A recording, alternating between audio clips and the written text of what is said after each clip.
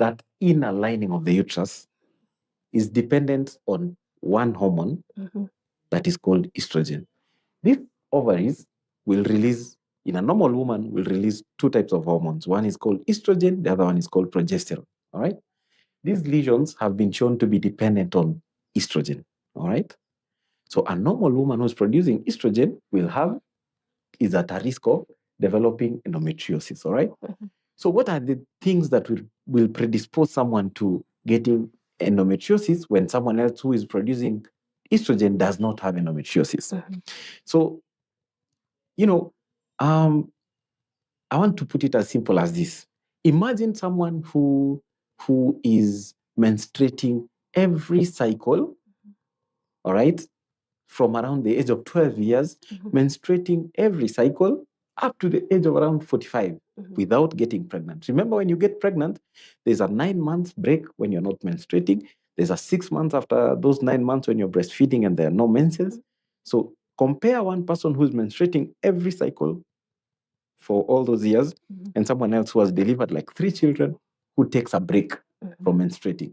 So the one who has never conceived, carried a pregnancy, who is menstruating every cycle, and that lining is being shed, some of it going backwards, is at a higher risk of developing endometriosis. So one of the biggest risk factors of endometriosis is what we call nulliparity, which is a big word that means someone who has never conceived or delivered. All right.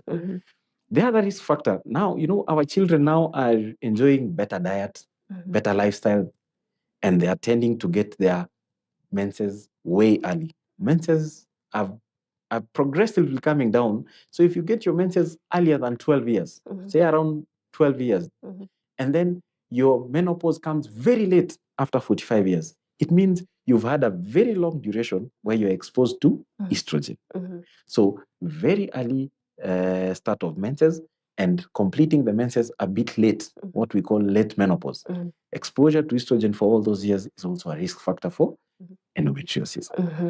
One other very rare condition, but in one of those conditions where almost all of them tend to end up with endometriosis, is some children, some young girls are born with an abnormality where this tract is blocked somewhere. All right. So the tract can be blocked here, the cervix, or it can be blocked down here at the level of the vagina. All right. So every time she menstruates, all that blood accumulates either in the vagina or in the cervix. With time, once they build up all that pressure, they start menstruating backwards. All right. So that is another risk factor for endometriosis, congenital anomalies that block the outflow tract. All right. Again, now research is trying to show that there is a genetic part of it, because if in your family there's a family history of your sister or your mother having had endometriosis, you are at a higher risk of developing endometriosis. All right. So there's a genetic element to endometriosis also. And the length of one's menstrual, the period time for one, does it influence or could it cause endometriosis? We have people who have 3 days and others all the way to 7 days. Does that affect?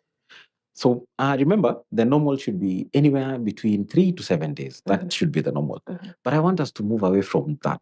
What is more important is this. There are people whose cycle length is, say, 28 days. And then there are people whose cycle length is, say, something like 21 days. All right?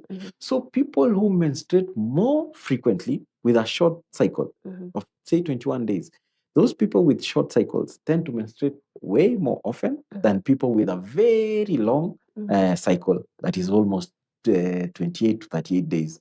Those people with very short cycles, because of their frequent menstruation, they tend to have a higher risk of developing this condition. And I